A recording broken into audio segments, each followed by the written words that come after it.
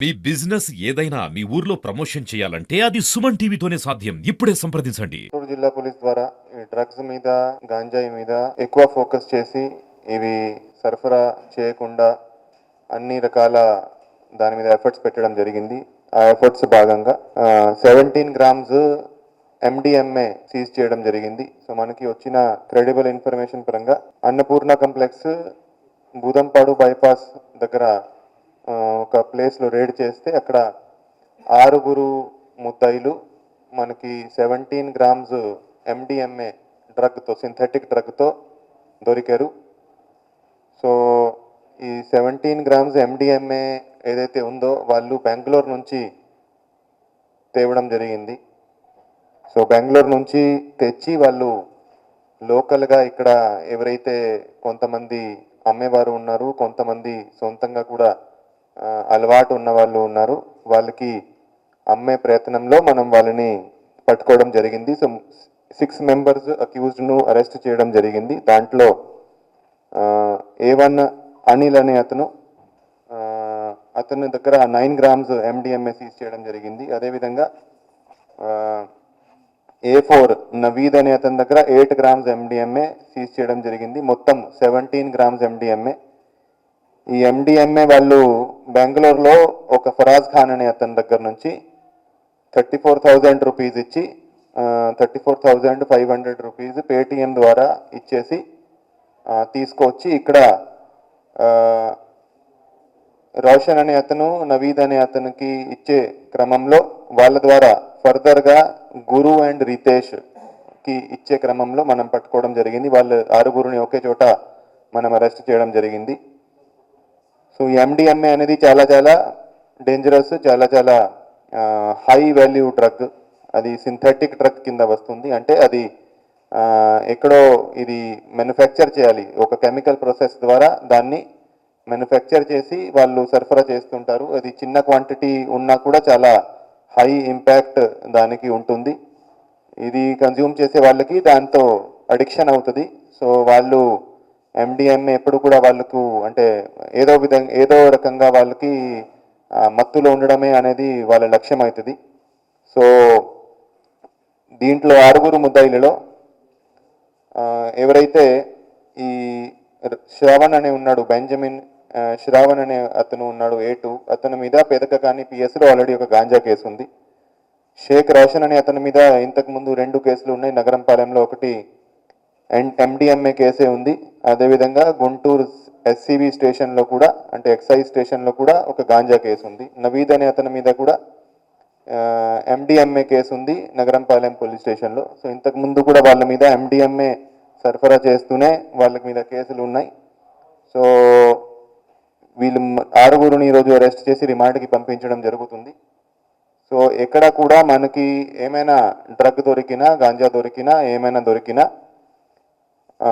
దాన్ని మొత్తం నెట్వర్క్ మనం లాగుతున్నాము. సో ఎక్కడ మ్యానుఫ్యాక్చర్ అయింది, ఎవరు అమ్మినాడు, ఎవరు ట్రాన్స్పోర్ట్ చేశాడు, ఎవరు కొన్నాడు, అందరినీ తీసుకొచ్చి ముద్దాయిగా పెట్టడం జరుగుతుంది. ఈ కేసులో కూడా ఎవరైతే బెంగళూరు నుంచి ఇచ్చారో, అమ్మినారో వాడిని కూడా ముద్దాయిగా పెట్టడం జరిగింది. అతను అరెస్ట్ ఇంకా పెండింగ్ ఉంది. ఎవరైతే ఇక్కడ తీసుకొచ్చారో వాళ్ళిద్దరూ మనకి పట్టుబడ్డారు. అదేవిధంగా ఎవరికైతే ఇచ్చేదానికి తీసుకొచ్చారో వాళ్ళను కూడా మనం పట్టుకోవడం జరిగింది. దీంట్లో A5 A6 ఎవరైతే ఉన్నారో A5 A6 ANU Nagarjuna university నుంచి డ్రాప్ అవుట్ అయ్యారు, డిగ్రీ చేస్తూ డ్రాప్ అవుట్ అయిన స్టూడెంట్స్. ఈ అందరికీ కూడా ఈ ఎండిఎంఏ కన్జ్యూమ్ చేసే అలవాటు ఉంది అండ్ అందరూ కూడా డ్రగ్ అడిక్ట్స్.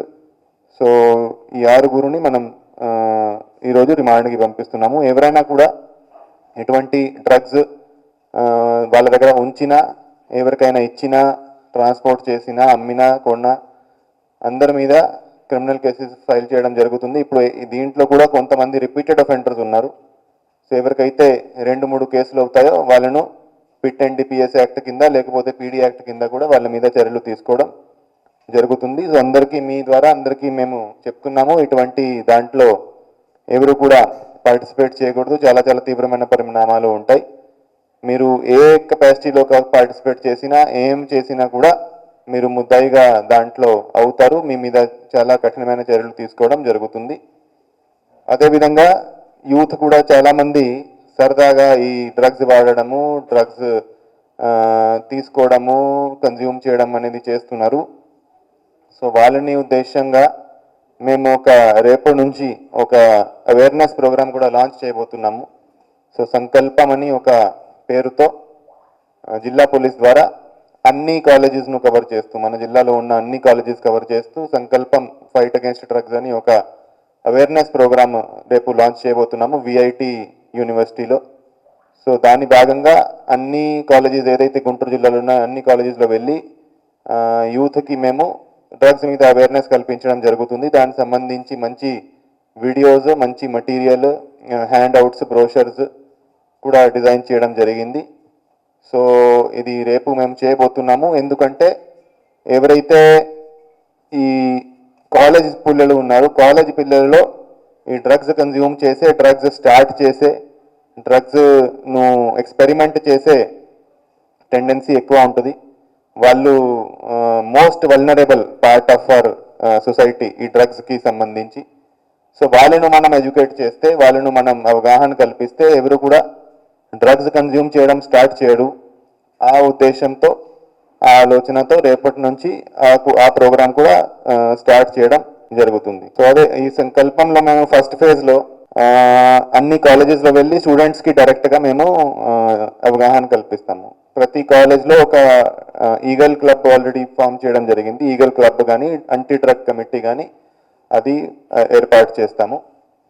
సో ఆ కమిటీ వాళ్ళు ఏం చేస్తారు, అందరూ రెగ్యులర్గా అవేర్నెస్ వాళ్ళు మళ్ళా క్రియేట్ చేస్తారు. వాళ్ళ మీద వాచ్ పెడతారు. ఎవరికైనా ఏమైనా డ్రగ్ సంబంధించి ఏమైనా అలవాటు ఉంటే, లేకపోతే ఏమైనా ప్రాబ్లం ఉంటే దాన్ని డిఅడిక్షన్ సెంటర్కి పంపించాలనా, లేకపోతే కౌన్సిలింగ్ చేయాలనా, లేకపోతే ఏం చేస్తే వాళ్ళు బయటికి వస్తారు, దాని మీద వాళ్ళు పని చేస్తారు అవేర్నెస్తో పాటు.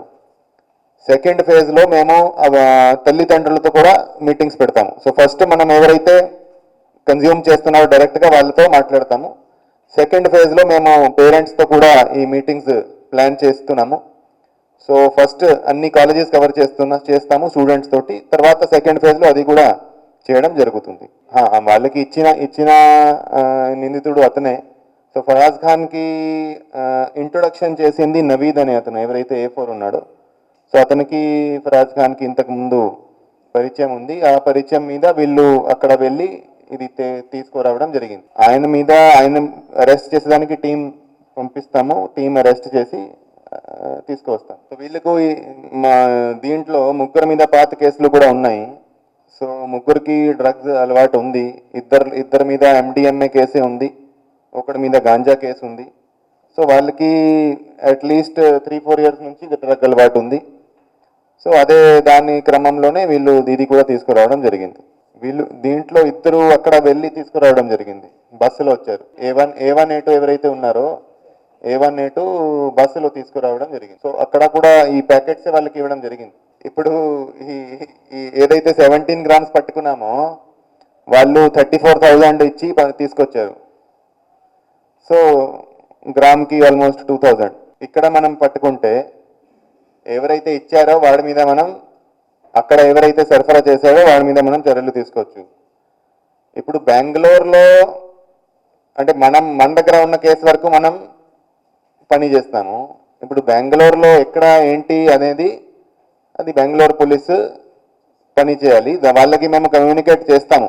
ఇక్కడ మీ ఏరియా నుంచి ఇలా వచ్చింది, వాళ్ళు మనకి కమ్యూనికేట్ చేయడం జరుగుతుంది. సో మనకి ప్రతిసారి దొరికే మనుషులు కూడా వేరే వాళ్ళు. ఈ కేసులో ఎవరైతే అడుగు ఉన్నారో దాంట్లో ఇద్దరి మీద నగరంపాలెంలో MDMA కేసే ఉంది ఇంతకుముందు. సో మళ్ళీ రిపీట్ చేశారు వాళ్ళు. సో దీంట్లో ఎప్పుడు కూడా ఒక మనిషి ఉండడు, ఒక 10 మనుషులు ఉండరు, చాలా మంది ఉంటారు. ఇప్పుడు గాంజా ట్రాన్స్పోర్టేషన్ ఉంది. గాంజా ట్రాన్స్పోర్టేషన్ ఒడిశా నుంచి అన్ని స్టేట్స్కి వెళ్తుంది. బెంగళూరుకి, చెన్నైకి, హైదరాబాద్కి అన్ని చోట్ల వెళ్తుంది. అది మనం ట్రాన్స్పోర్ట్ చేస్తూ మన దగ్గర కూడా పట్టుబడ్డాయి, వేరే జిల్లాలు కూడా పట్టుబడ్డాయి. ఆల్మోస్ట్ స్టేట్లో ప్రతిరోజు ఏదో ఒక చోట మనకి గాంజా ట్రాన్స్పోర్టేషన్ పట్టుబడుతుంది. దాంట్లో ఇప్పుడు మనం ట్రాన్స్పోర్ట్ చేసే దగ్గర మనం పట్టుకుంటున్నాము. దాంట్లో మనం ఏం చేసామో మన స్టేట్లో మనం కల్టివేషన్ తీసేసాం. ఇప్పుడు మన దగ్గర కల్టివేషన్ జరగడం లేదు. ఇంతకుముందు మన దగ్గర కూడా పంట ఉండేది.